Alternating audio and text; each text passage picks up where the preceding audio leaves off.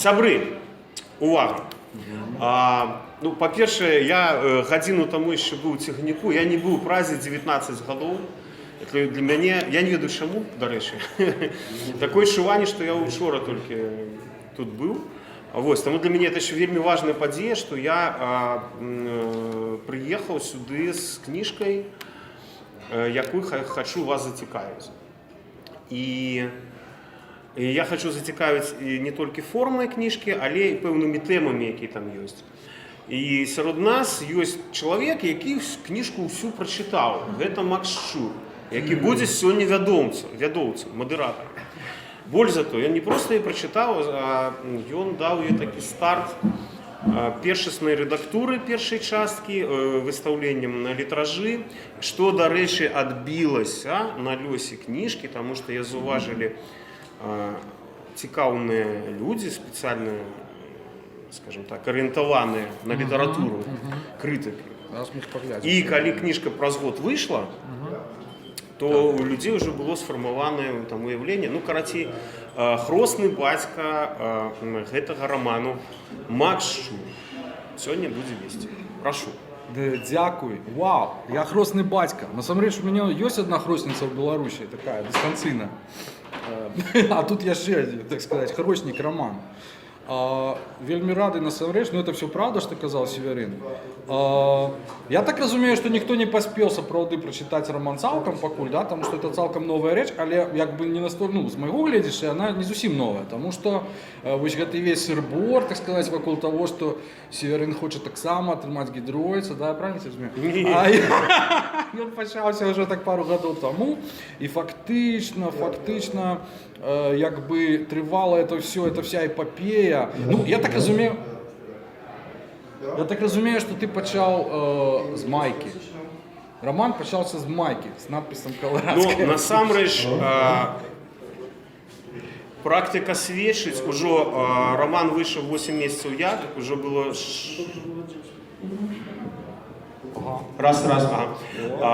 Практыка сведчыць, што у тых нешматлікіх крамах у Беларусі, дзе кніга прадаецца, некаторыя прадаўцы яе хаваюць, таму што ім няёмка за вокладку. Прычым, гэта той выпадак, калі аўтару прыемна, што за вокладку няёмка, таму што ім няёмка, ну, зразумела чаму, да? Тому што многія людзі, якія адразу не разумеюць, што гэта сарказм, яны думаюць, што, ну, кагосьці паехаў дах, да? Таму што гэта асацыюецца не з жуком, які звязаны з бульбай, да? А адразу з палітычнымі, ну, і, скажем, такімі цывілізацыйнымі рэчамі. Таму на большасці прэзентацый мне даводзілася пачынаць з тлумачэння вокладкі. Я адмыслова папрасіў дызайнера, как он зрабіў вось менавіта такую едкую вырвівока вокладку. Ну, каб было адразу... Ведаеш што, як казаў адзін знаёмы вулічны баец, ты, калі хочаш біцца, ты адразу плюнь вока. І бойка будзе адразу. Вось мне здаецца, што сатыра, яна мусіць быць такой, вот, без раскачкі. Ну, у мяне натуральна ёсць сваё меркаванне на гэту тэму, але яно як бы, ну, фактычна працягвае ў пэўным сэнсе. Я разумею, што гэта піар-ход і свайго кшталту ўдалы, як бачыш, што можа лепшага напаткаць аўтара кнігі, чым продаж пад пультам, так, ці забарона, ці там ужо найвышэйшы левел это спальванне на плошчы, так сказаць, так, ну, якім-небудзь таталітарным грамадствам. Ну, я чаму спытаўся пра майку, таму што я заўважыў фотаздымак з этой майкай, ці як называем, ці шоткай, ці саколкай, значыць, фактычна паралельна ці адначасова з тым, як ты даслаў вось першую частку, і я подумаў, блин, гэты хлопец далёка пойдзе, як бы, ён усё прадумаў, ён яшчэ не паставіў кропку, а кропка потым прыйшла праз 2 гады, але ён ужо ведае, што гэта будзе хіт. І, в прынцыпе, ну, я спадзяюся, што этого не пазбегчы. Вот, то бок як бы піар і здольнасці піару я абсолютно, ну, здымаю капелюш і ацэньваю. Я просто хотел это, так сказать, скарыстаць у якасці такого старту легко до этого самого. Ну, а давай тепер такі парочку питань, які абсолютно не цікаві для публіки, але цікаві для мене як для автора. От скажи, як довго ти писав роман? Тому що роман відносно невеликий, я відаю авторів в Білорусі, які здольні написати такий роман за місяць. Чим викликане було те, що там 2 роки майже? Ну, справа в тим, що кожен раз, коли чоловік каже, там, я писав роман 10 років, ну, насамперед, він писав роман 2 місяці фізично. Просто чоловік робить паузи і... Записывал, да. Так. Просто, ну, то, что крутится в голове, и важно, ну, для меня важно, что человек хочет сказать. Это, до речі, вельми старая спрежка, є люди, які вміють як, але вони не можуть ну що. Тобто він класно пише, він чудовий стиліст, наприклад. Його все з композицією в порядку. Тут не ведаю. Ну, наприклад, там, умовно, ну скажімо, наближається до класності. Але читаєш і врешті бах, а не про що. Я не буду зараз там, ну, розводити густовщину там, і казати, ну, що мені з сусвітньої класики таким подається. Ну, от з музики, наприклад, є відомий у нас в Білорусі автор, про якого мені меломани зараз він кажуть, він не вміє грати на гітарі. А я кажу, слухайте, я його не для гітари слухаю, я слухаю для текстів і для настрою, який він дає. Тому я писав 4,5 роки, ну, натурально, що це було не, ну, чистого часу там не було і полгода не було, звісно. Ось. Але просто, ну, роман, як один з критиків сказав, що це роман ідеїв, і мені це вельми сподобалося значення. Тут, в принципі, на 300 сторонках, 330 тисяч знаків, тут є там 3 основних теми і ще кілька подтемів.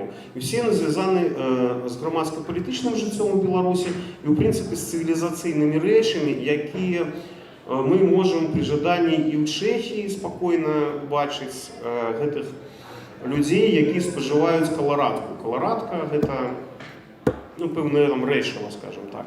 Тобто це люди, які... У нас якраз Чехії так само. Зараз тоді будуть тлумачити для чеських наших навідників нашої зустрічі. Ти ж тлумачить, мусить тлумачити. В принципі,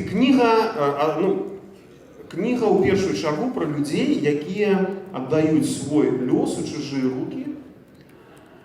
І так утворається ось таке громадство людей, які віддали льос у чужі руки. І ми можемо назирати групи таких людей і в Чехії, і в Словакії, і в Хорватії, і в Бразилії, у Парагваї. І у будь-яку країну з 200 країн, які є на планеті, ми можемо взяти, і там такі люди будуть. Розниця тільки у пропорціях. Ну, наприклад, у якої-небудь умовної Нової Зеландії таких меншість, а у сучасній Білорусі поки що таких більшість, які не хочуть самі займатися. І тут ну, я сподіваюся, достатково іронічній формі, місцями достатково саркастичній формі, я про гэтых людей розповідаю. З іншого боку, громадство людей активних во всіх сенсах, які самі створюють своє життя. І, до речі, ну, коротше, ладно, не буду спойлерити, но люди, які створюють своє життя, ось, вони живуть у Менську, а ті перші, вони живуть у городі Героїв. А ось як це потлумачить, чому я зробив поділ такий, тут от треба довго тлумачити історію совєтської. Тобто ми вже сягаємо глибити совєтської міфотворчості, символізму. Короче, на ангельскую это не прокладается. Чому город Героїв? Можно я что скажу? Я бы хотел nešto сказать, Серенька, если ты будешь так разгорнуто отказывать на питання, у меня их до холеры, то мы застанемся тут до 12, коли это твоя мета. Я хотел, значит, у тебя будет, ти ж мат от зараз тем закранув, на які якраз хотів спитатися. Ну, по-перше, Тема гітари і дзеля чаго трэба слухаць музыку, так? Это весь час у мяне круцілася ў галаве, тому што я разумею, што это жанравая літаратура, якая, в прынцыпе, свядома працуе з гэтым, так сказаць, сказка ложь да в ней намёк, яно павінна быць, так сказаць, лёгкім чутвом, якое, так сказаць, дапамагае ўсвядоміць пэўныя рэчы. На широкую публику различную. Так, различную широкую публику. И меня одразу некалькі таких аналогий, но ты фактично сказал, что это роман идеяў. Я сапраўды можу пагадзіцца, потому что фактично роман идеяў это класічны беларускі роман. У ўсіх беларускіх романах, так сказать, это вельмі шмат людзі, так сказать, разважаюць, там, расказваюць вынікі. У цябе гэта ёсць, але ў адрозненне, так сказать, ад тых романаў, про які падумаўся, там, ну скажем, умоўна, там, ад Хвілінкі Попкова, альбо там ад Д'ябла запрыжанага ў плуг, калі згадаць самае новае, то фактычна у цябе шмат экшану такога, вот, нормального такого, ну не голливудского зусім, але я б сказав, хутчэй такого комп'ютера гульнёвского. Вот такое питання, яка твоя любимая комп'ютерна гра? Я абсолютно свядома уживав прийоми з комп'ютерних гулек, ну, естетичні. А моя з екшену Half-Life і Stalker. Не гуляв ні в одну, але уявляю, що таке, здається. І, ну, до речі, там алюзії до Стругацьких там місцями є, тому що, ну, кстати, я лічу це таким, ну, компліментом любимим авторам подліткового моєго возрасту. Так. І це я лічу, ну, так само нормальним. Ні, це абсолютно нормально. Але не будем з тебе робити Мартиновича, який на це побудував книгу. Ти, так сказати, все-таки далеко упав від яблуні. Я вельми поважаю Віктора, тому да, не будем. Я хотел бы для чешских наших слухачів, я ведаю, що я пообіцяв, що буду казати по-білоруську повольно, як мені було зрозуміло. Я нічого не обіцяв, тому... Я хутенько потлумачу, у чим сутність назви, ну, у чим тут стёб, сарказм, іронія. Ну, колорадський жук есть і у Чехії, я так розумію. І по-чеську він так само називається колорадський. А як? Манделинка Брамбарова. Мандалорка. Це мандалорська. Народ не питайся. У Білорусі, ну і ввогуле у былой Російській імперії колорадський жук, тобто штат USA, Колорадо. Це американський броук, привезений імперіалістом. Але то було ж в Чехах в році 50-х роках. А от войны России и Украины колорадская стужка — это то, что один из символов. Это комбинация барв, которая символизует модерні русского. И, отповедно, два сенса. Тихо, люди, С Мандалоркой и с российским символом. Плюс третий – Пуща. У Беларуси и Польши, ну, в Беларуси основная частка – Беловежская Пуща. Это один з символів Беларуси. Тому Колорадська Пуща – це фактично три сенси в одним. І, ну, ось ці люди, які живуть у цій Колорадській Пущі, ну, я їх якби дослідую і, ну, і сподіваюся, що це в достатково забавній формі отримлюється у мене. До речі, от, накольки ти кажеш написати там за 2 місяці, а ти ось ці всі приколи поспробуй за 2 місяці згенеруй. Збирай, да. Ну, я поспробую, окей. Не, ну Максу-то я вірю, і він коли поставить задачу творчу, то він теоретично але, ну, насамрэч, ось той же немец, да, у мене є тут прототипи. Ось, ні, я просто для тих, хто буде читати раптом буде читати, там є немец. Я до чоловіка підійшов і попросив його дозвол, що, кажу, старий, ти будеш у романі, от цілком я тебе спішу. с усими твоими прибаутками. И он мне дал дозвол. И друзі, это Мао. Мао, там все придумав я за Мао, але я списав з його вонковую фактуру, вонковую фактуру, да. Так. Так ось, за этим немцем я ходил в бар в один и несколько годов записывал все его фразочки. А ти кажеш за 2 місяці. Ну так. За 2 місяці він просто не зможе наговорити стільки. Ні, ну кожному, це нам, письменникам, зрозуміло, що основна частка праці над романом – це ходження по барах, це ясно. Але я хочу, щоб люди оцінили, розумієш, твою працездольність. До речі, от з цим одразу у мене 20 питань зв'язано з тим, що ти сказав. По-перше, я такий маленький комент для чеських сябров скажу. Можу чеських хвилку. Určitě budete znát díla Egona Bondyho, jako jsou například 677, Invalidní sourozenci. No a tyhle takové jakoby persifláže, jo? Když on jakoby popisuje současnost, ale v takové jakoby v podobě historického románu, anebo také nějakého utopického, antiutopického románu. Tohle všechno tyhle prvky... Postapokalyptický. Tak, postapokalyptický zombie horor, to všechno najdeme, no, černý horor, najdeme všechno tady v románu, to abyste měli představu o žánrovém jakoby zařazení.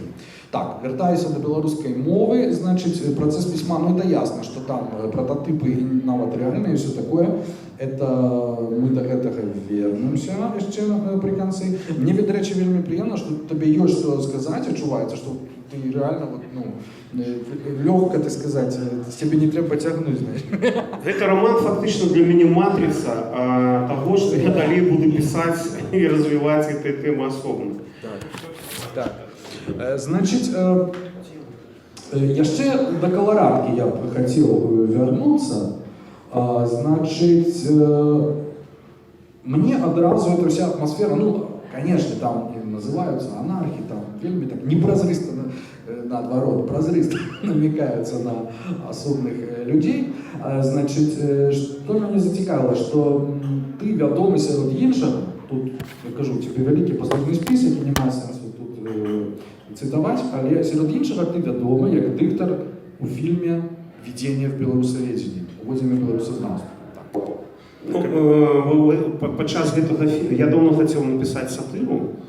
І вось калі я агучваў фільм зроблены беларускімі праанархісцкімі творчымі сіламі, ось, я тады зразумеў, што сатыра все ж таки мусіць быць вакол бульбы, бо бульба гэта неафіцыйны сімвол Беларусі. І трэба пасціпацца з гэтай бульбы, в прынцыпе, таксама. То бок форму мне падказаў гэты фільм. Дякую за підтвердження моєї сціплої гіпотези літературознавчої. А ще у сувязі з цим фільмом я б хотів сказати, що менавіта жанровість, так? Ось то, про що ти казав, ну такі пісні під гітару для текста. Ми можемо фактично те саме сказати про новинковські фільми, тому що, якби, ну, коли ми їх будемо оцінювати по неким великим рахунку, скажімо так. Це буде аматорщина. Абсолютно згодний, так. Это не великое кино, какое-то можно по фестивалях неких, это самое. Это такие нормальные DIY. А тем не менее, это фильмы, которые, ну, належат до того налепшего, что в Беларуси, в принципе, возникло. И они свою функцию То есть ты лишишь, что это роман аматорщина по написанию? Аматорщина ты вже услова, я вже слово DIY. Ну, do it yourself, ну, якби, плюс твоє соавторство з реальними людьми. Ні, я думаю, що це абсолютно нормальний просто, ну, протяг на повножанровий, тому що новинки перестали зніматися, ніяких давно не видать. Але ось, виходить книга, правильно? Я думаю, що і білоруські, і чеські, і сябри, які тут присутнічують, у тим узрості, коли пам'ятають, ну, більшість, коли пам'ятають, як переказувалися фільми. У дитячих летниках. Нет, политикой не интересуюсь. Так ось, я писав эту книгу ще маючи на увазі, що нібито я переказую фільм. Ось діти собралися, дети, подростки собрались, и один поглядел фильм, а остальные не. Бо на відеомагнітофон там не у кожної вёски есть. Вот. І ось я приблизно так будував свій оповід, скажімо. Хаця спадзяюся, што ўсё ж такі крыху больш шматслоўны. Ёсць у мяне парочку таких пытанняў, крышку не пра кнігу. Мне хочется их задать для того, каб просто закрыть вось тему твоей творчай кухні, напэўна, так? Потому что кухня павінна заставацца там, дзе пісьменнік. Ён павінен даць нейкі вынік, астатняе не так цікава, толькі гісторыкам это цікава потым. Твоей кухні, па-першае, як пісьменніка, а па-другое, як выдаўца. Я ведаю, што ты кажаш, 4,5 гады, это, конечно, жахлівы тэрмін. Ты занятый человек, это натурально, але у тебя твой жыццёвы стыль, значит, вядомы сваім, так сказать, змяніўся неяк пад уплывам роману, ці прымусіў тебе роман памяняць. Я, напрыклад, калі пісаў свой першы роман, таксама 4 ці 5 гадоў, то я вытрымаў нейкі час на бухаць, год, напэўна. Я кинул паліць, я абмежаваў алкаголь, я не ем тлустае, я пачаў хадзіць. Я ведаю даўгі вуглеводы, кароткія вуглеводы. Карацей, я столькі ўсяго змяніў у жыцці сваім, і самае галоўнае, мне нашмат цікавей стала жыць. То есть мне, в принципе, больше в бары ходить не треба, как стало цікавей. То есть есть час збирать камені, час кидать камені. Все до нас формула придумана давно. Головне своечасово яе ухапить. Абсолютно згодны. Вось, ребята, коли хочете, так сказать, здорово жить, так сказать, и быть неумиручими, пишите роман. Займайтесь творчестью, да. Тип спортом, але роман лепш. Я на цікавей, правильно? Але только не 18 годов. Калі вы пачнеце жыць 18 гадоў, нічога цікавага не будзе. 18 гадоў трэба ехаць у Прагу і далей куды-небудзь. Пардубіцца. Лысу над лапой.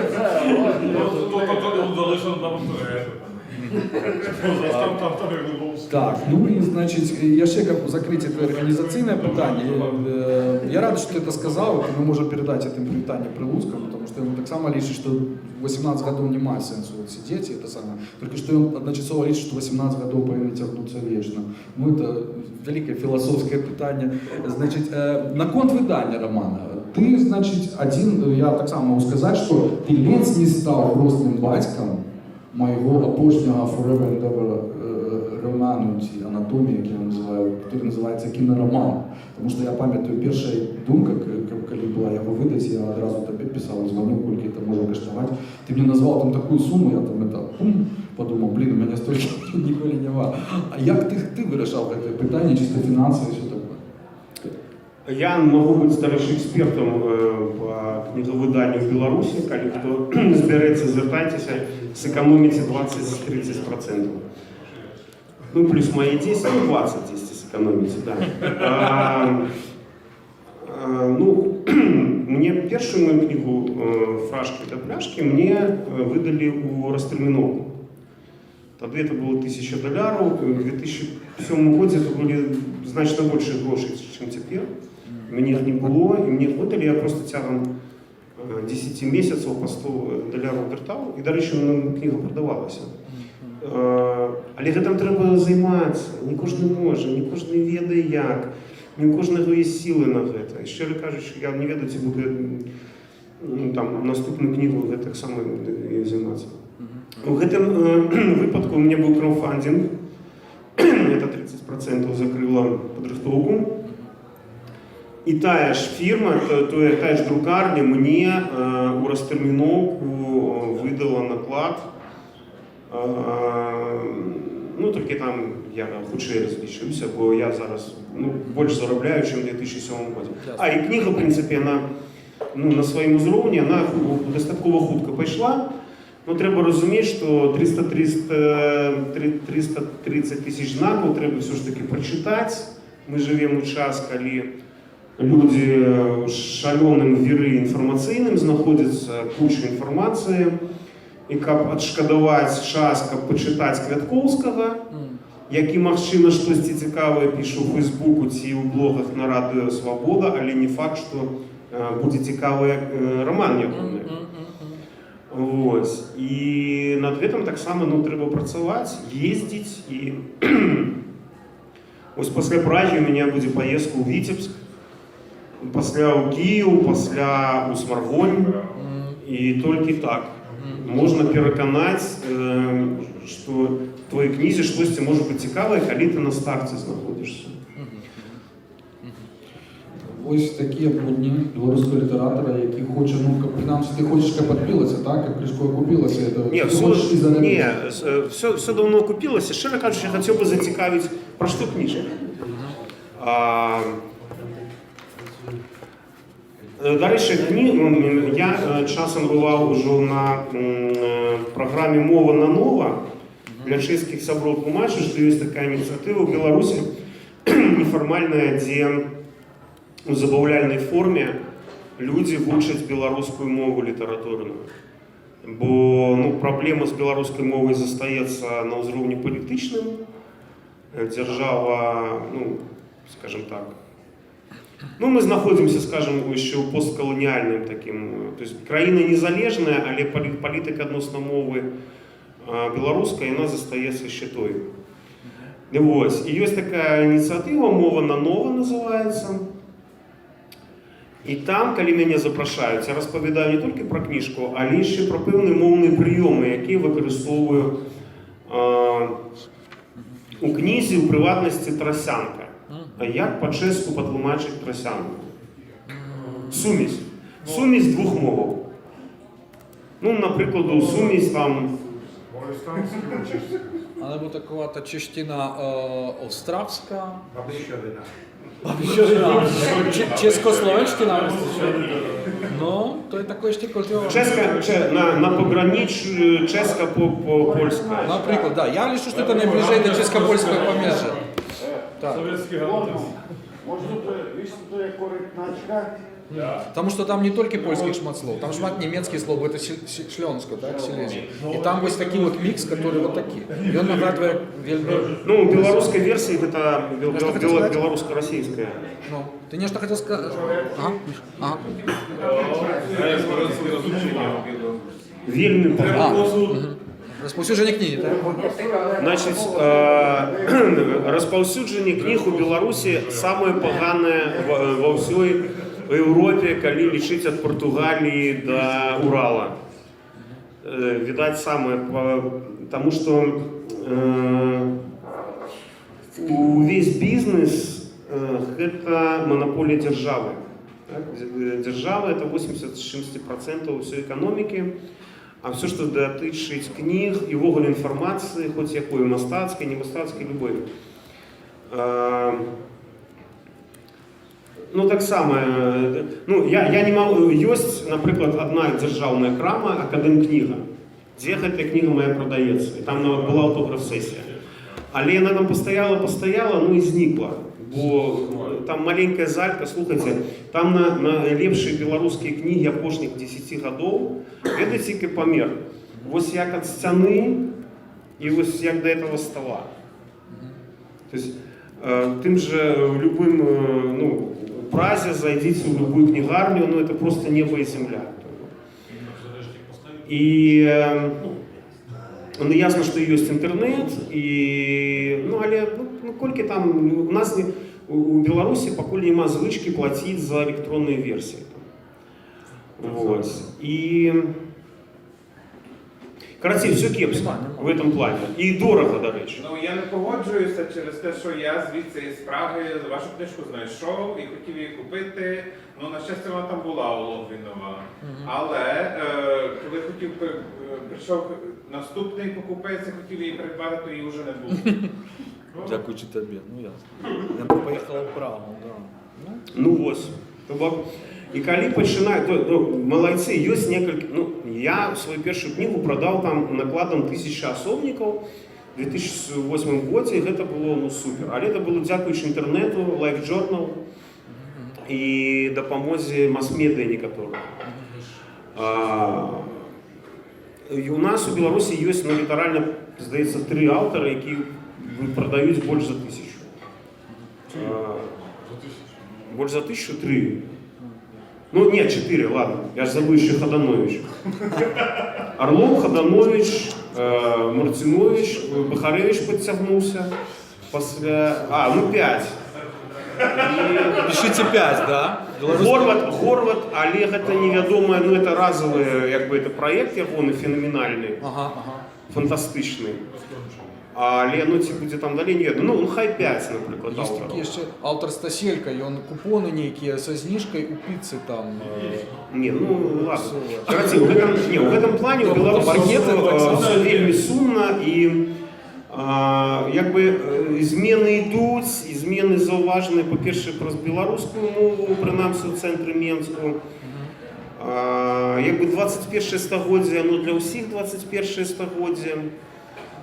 Але, конечно, вот эта вот мертвая хватка упыря, вот этого колгасного, она все ж таки отшивается на усім. Я мне не веду, з чим порівняти. Одна з тем, до речі, в этой книзі, тема гетто. Один словацкий експерт венгерского походження колись придумав для Білорусі, для політичного означення слово гетто вживати. Да? Тобто у Білорусі політика знаходиться у гетто. Мені це так, а після на культуру це іроністів, мені це так не сподобалося одразу. Тому що я з ним сперечався і кажу, коли це гетто, ми у гетто, а це гетто, а це мейнстрім. Ось. І тут, каб зацікавить, треба все ж таки заспойлерить. Да. Так ось одна з цих тем, що таке гетто. Я називаю те, що відбувається у Білорусі, це називається острови, виспи, острови. Да? То, що люди збираються, і ось вони потихо будують, відбудовують. Ви знаєте, що норвежську літературну мову відбудувало 6 студентів. 6 студентів на початку 19 століття зібралися у такої ось пивної і сказали, мова гине, шведи і датчані з усіх боків нас обклали, і ще одна генерація нам усім буде гамон. Давайте одраджати. І вони одрадили норвежську, створили. Короче, Норвегія як нація існує тепер, дякуючи. То ж саме, в принципі, відбувається у Білорусі. Тільки у нас більше шансів здається, чим тоді у їх було. Ось. І коли мене спитають, чому білоруси можуть навчити інші народи выжить, отрадиться и потиху обновлять культурный пласт. Да. Это чудовный такий оптимизм. Это не оптимизм, это не оптимизм. Оптимизм, это реализм.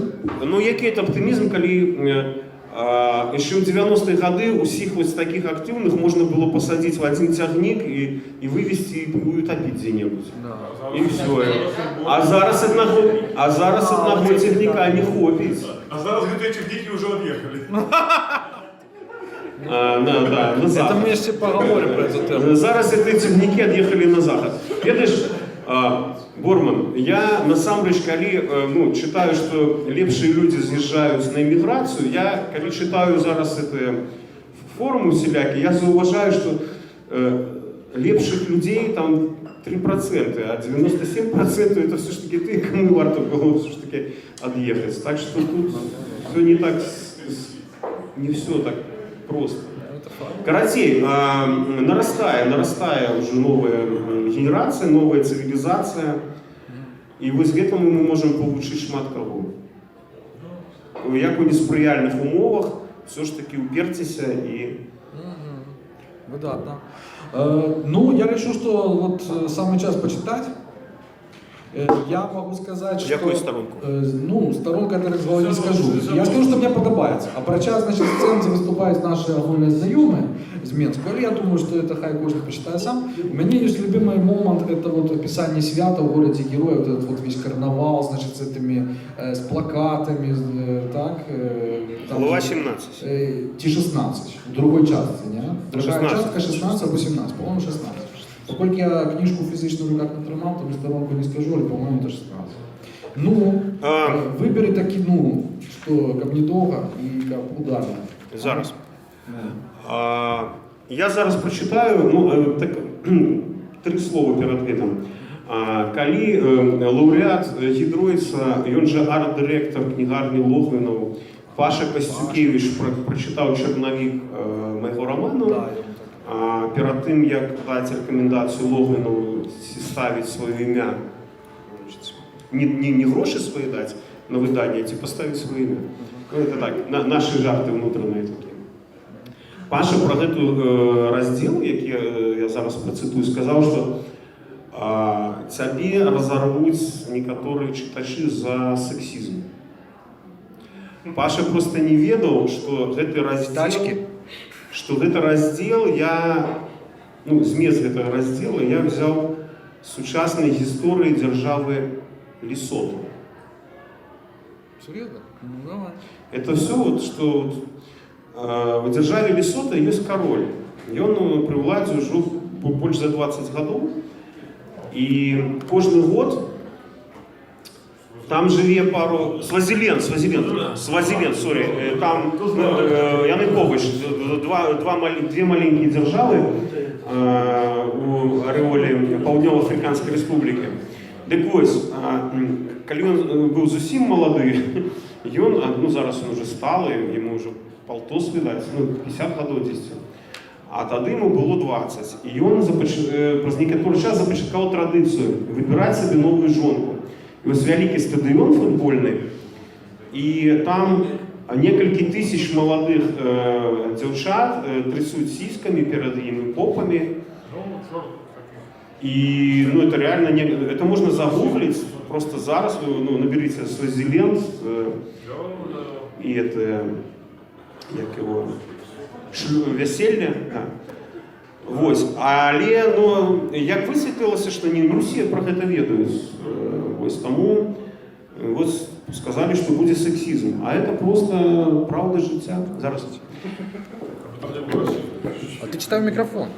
Расизм у кнігі толькі такі, што нема, в прынцыпе, згадак пра іншыя народы апроч беларусаў. Хаця, магчыма, гэта неправільна.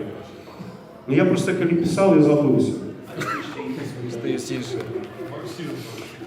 Бо для мяне было вельмі важна в романе пакінуць беларусаў сам-насам, каб не было ўплыву ні з усходу, ні з захаду, ні з поўначы, ні з поўдня, каб нельга было спісаць нейкія неудачи, косяки на... А это не мы, это вот там, вот это вот. Не, ребзы, ось вы засталіся сам-насам і разбирайтесь.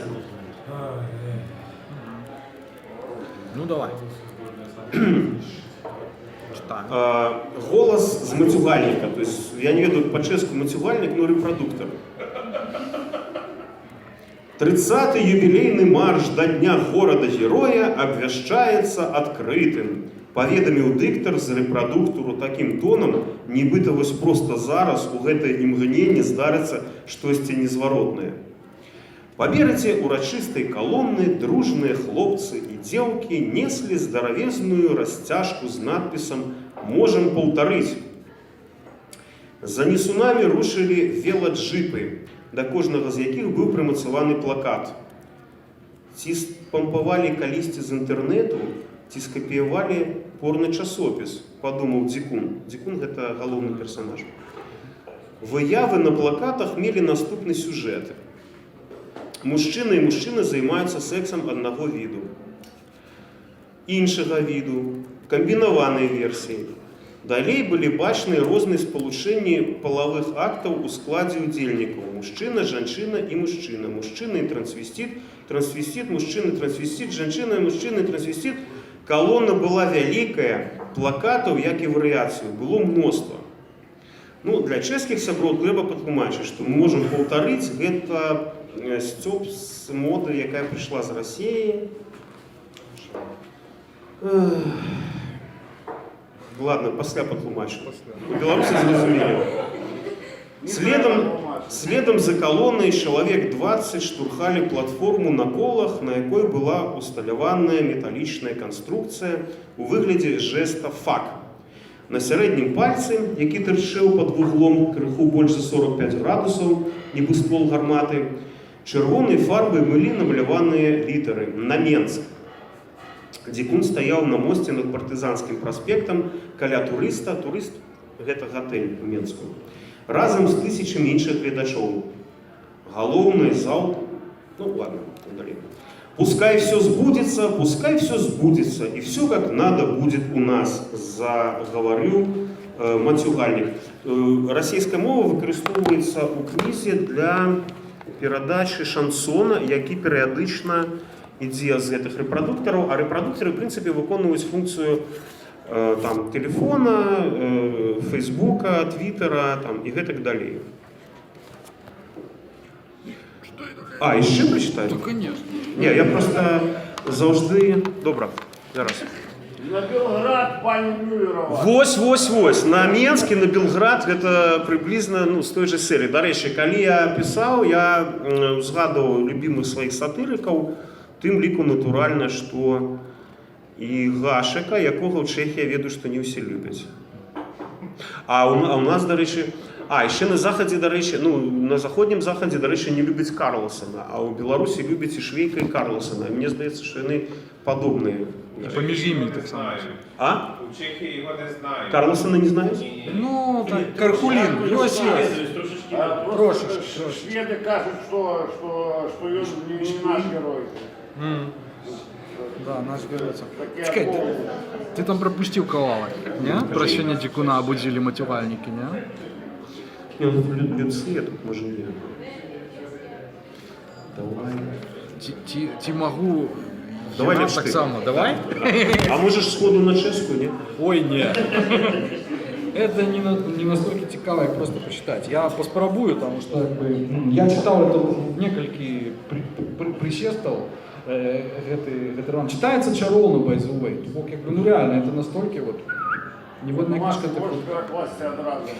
Да. Скажи ще раз, що читається легко?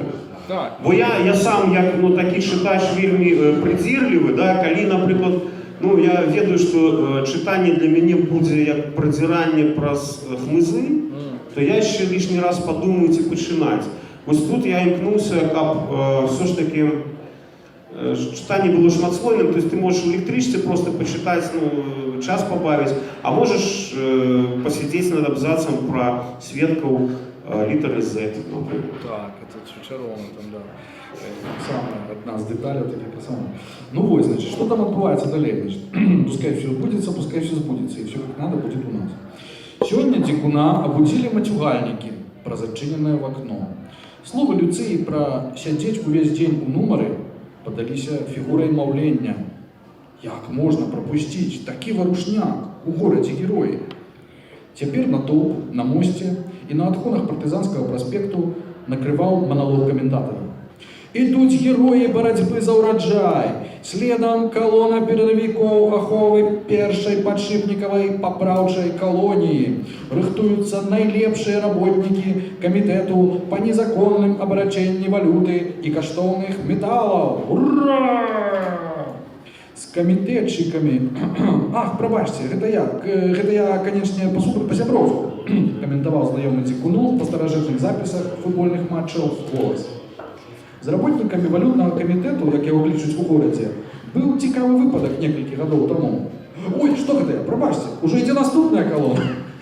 Гэта найлепшыя байцы карычневых камізэлек. Паглядзіце на гэтыя простыя і суворыя твары. Так, менавіта гэтыя людзі дабіраюцца са сваімі шчоткамі, скрабкамі, цяпкамі і мачэтэ у самыя цяжкадаступныя месцы нашай з вамі дзяржавы. Ура! Ідуць найлепшыя работніцы карных органаў апекі. Толькі за мінулы квартал былі аштрафаваныя 28 бацькоў, а іхныя дзеці прададзеныя на захад, што дапамагло дзяржаве атрымаць дадатковыя паступленні ў золатавалютны фонд. Ура! Ідуць снайперы-памежнікі, людзі, без якіх наш кардон нельга было б назваць надзейна абароненым. Голас рэпрадуктара назваў іншых удзельнікаў урачыстага шэсця. Гэта былі найлепшыя металаздабытчыкі, лішая-перапрацоўшчыкі, трусаловы, работнікі гасцініцаў і казіно.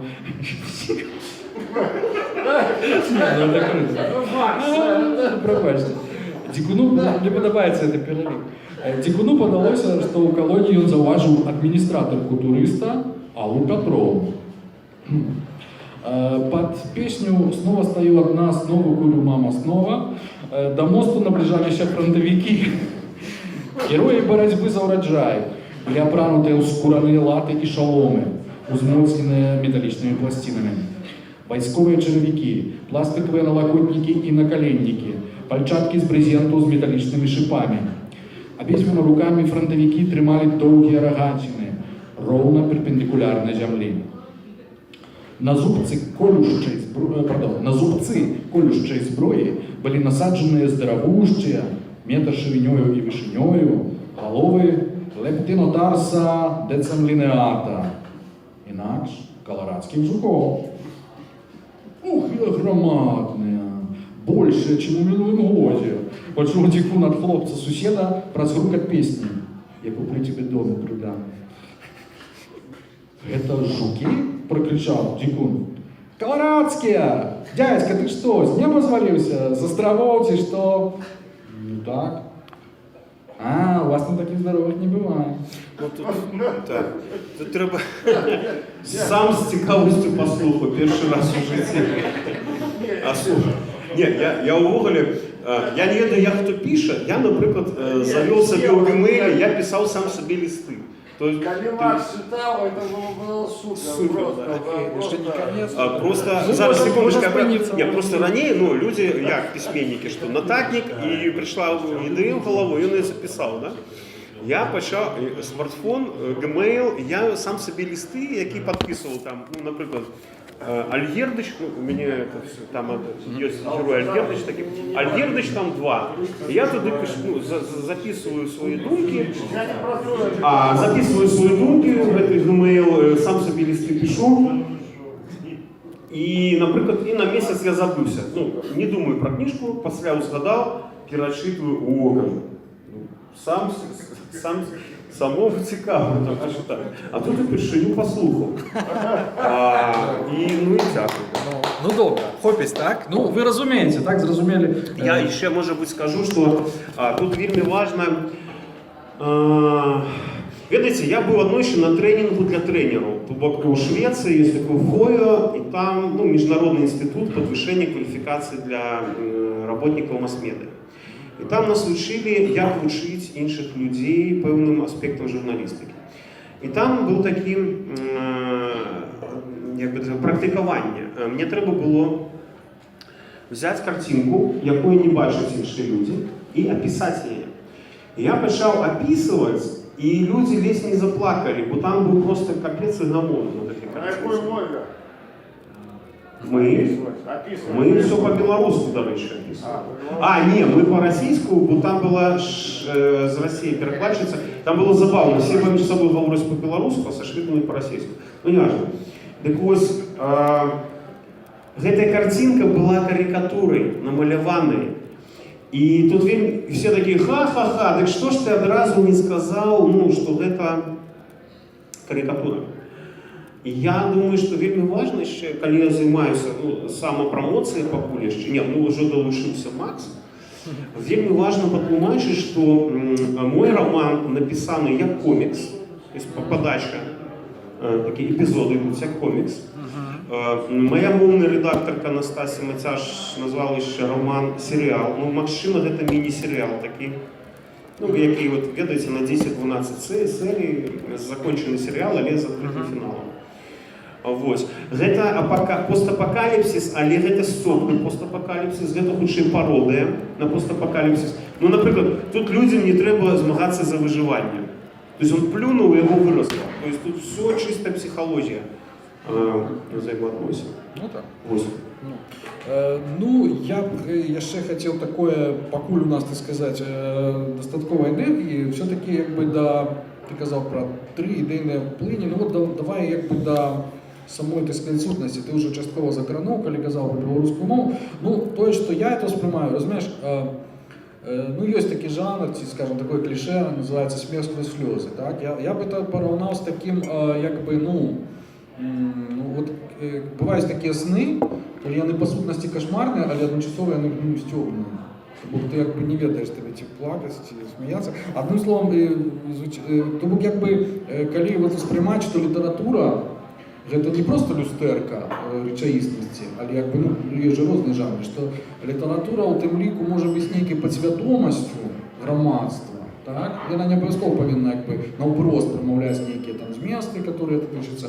І вось, калі вот які-небудзь псіхааналітык прааналізаваў, як бы, не тваю падсвядомасць на падставе этой кнігі, а падсвядомасць беларускага грамадства, што яго, так сказаць, насамрэч глыбінна хвалюе.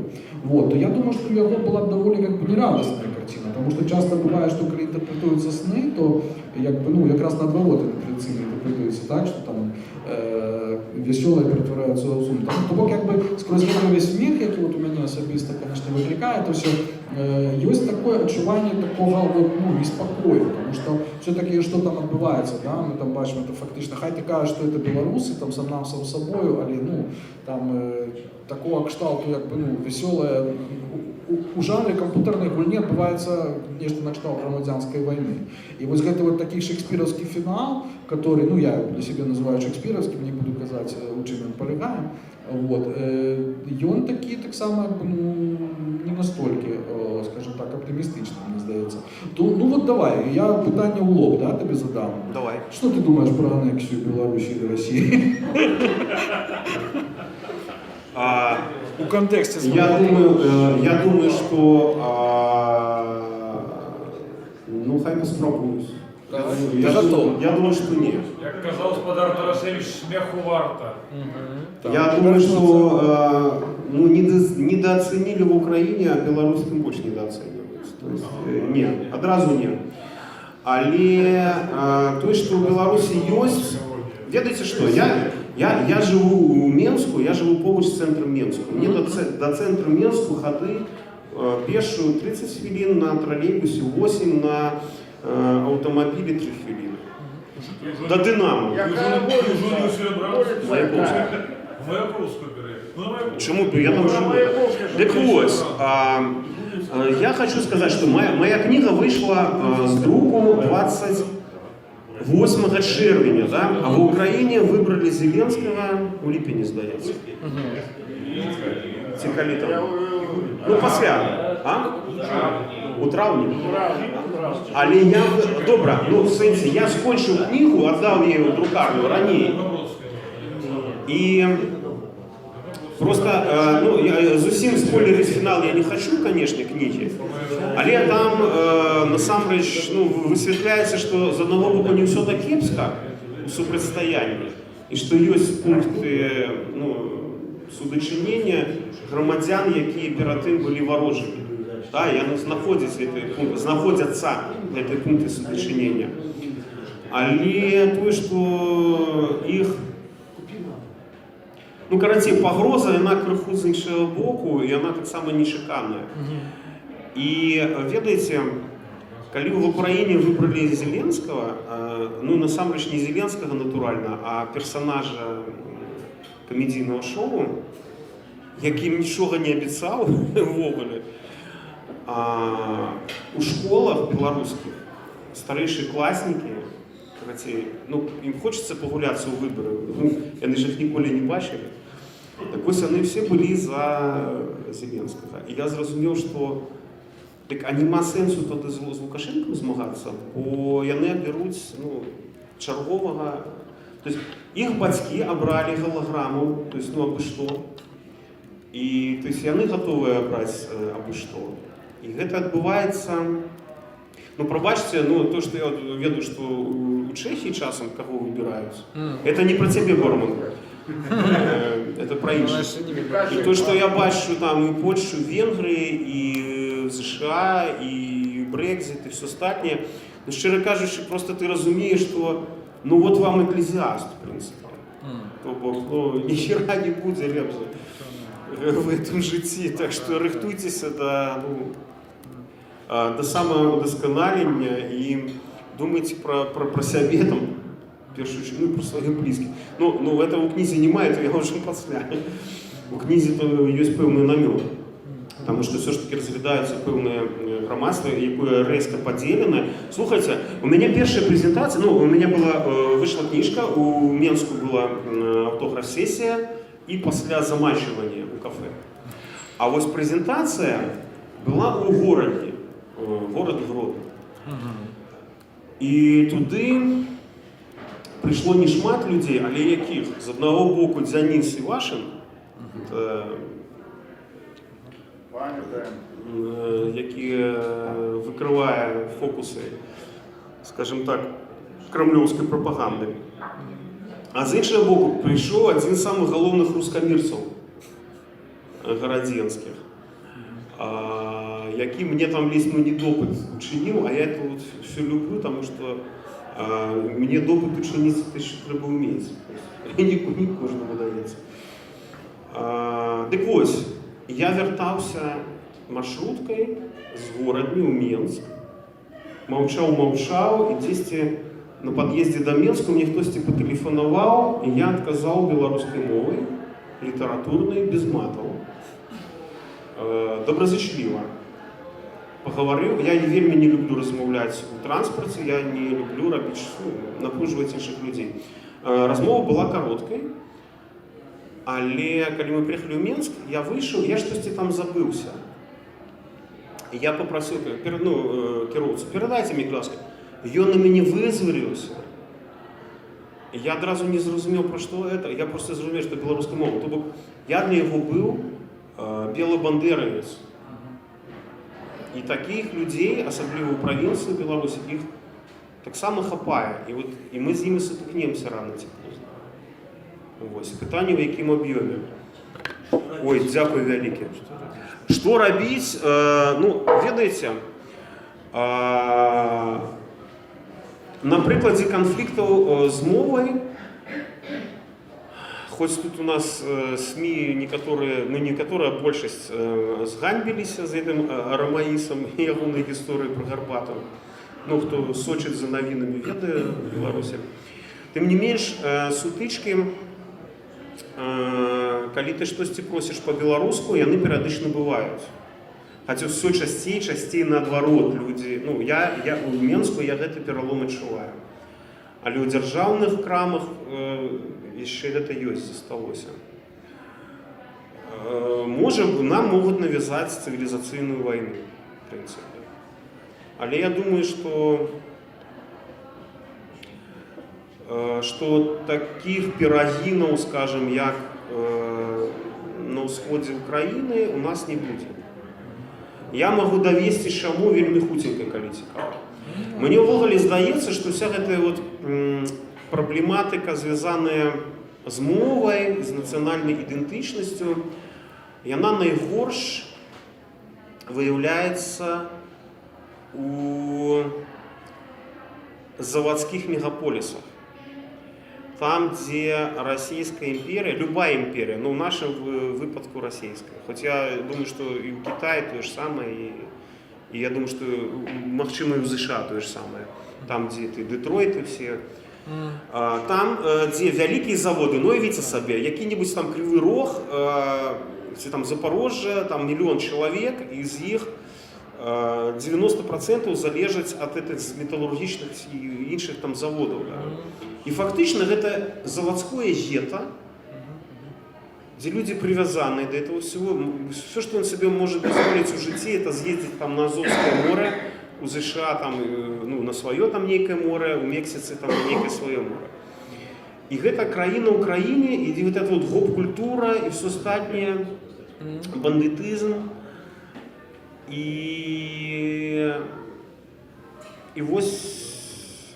гэта вельмі кепска, калі такое пладзіцца штучнае заганянне людзей у фізычную працу без библиотек, грубо кажучи, да? То есть люди живут там, где больше виногарелочных крам, чым библиотек.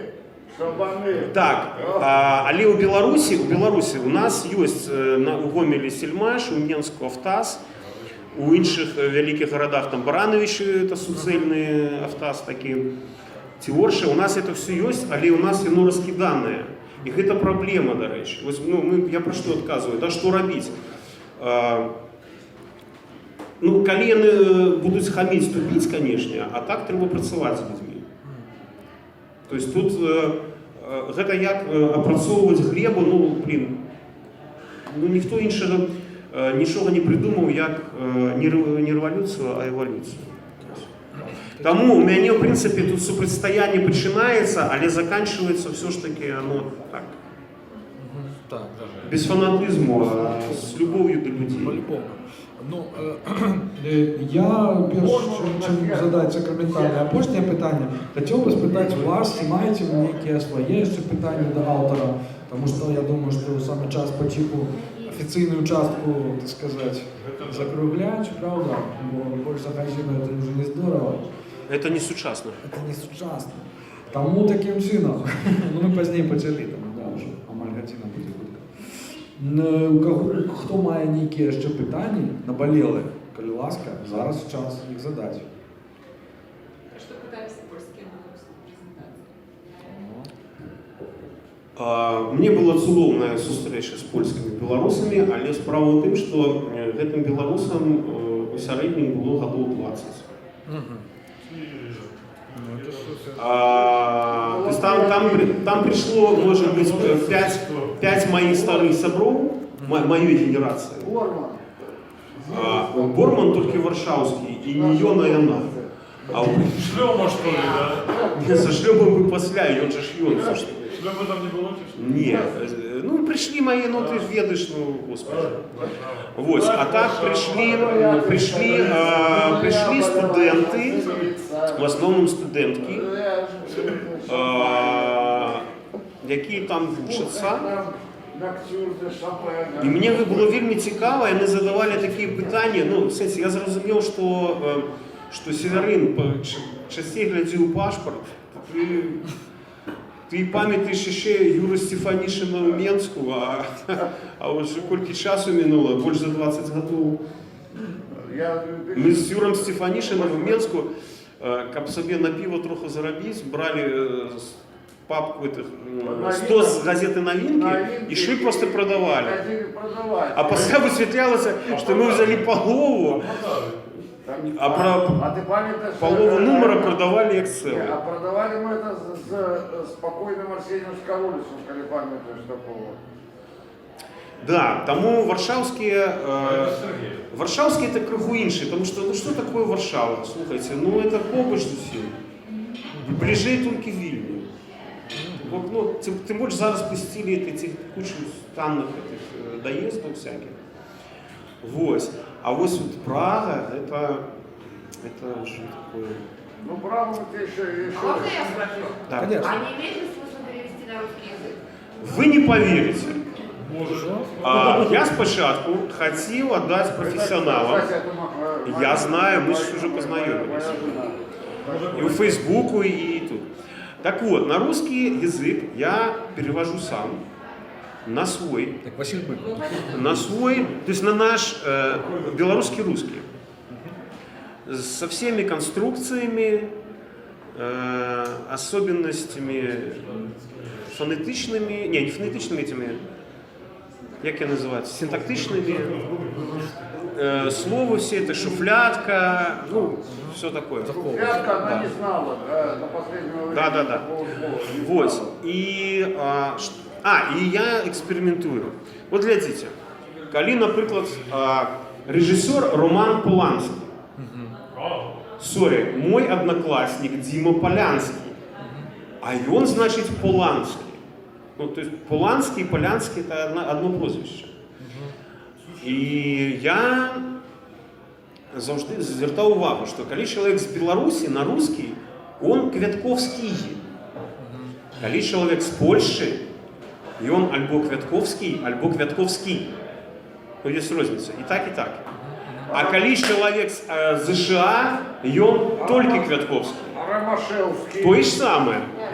У США він буде Ромашевський, а у Білорусі Ромашевський. Ось, я вирішив гэтую несправедливість виправити. Я не ведаю, як вона буде сприйнята публікою. Ну, у мене, значить, по-русски я Северин Квятковский, гостиниця «Турист», проспект Партизанський.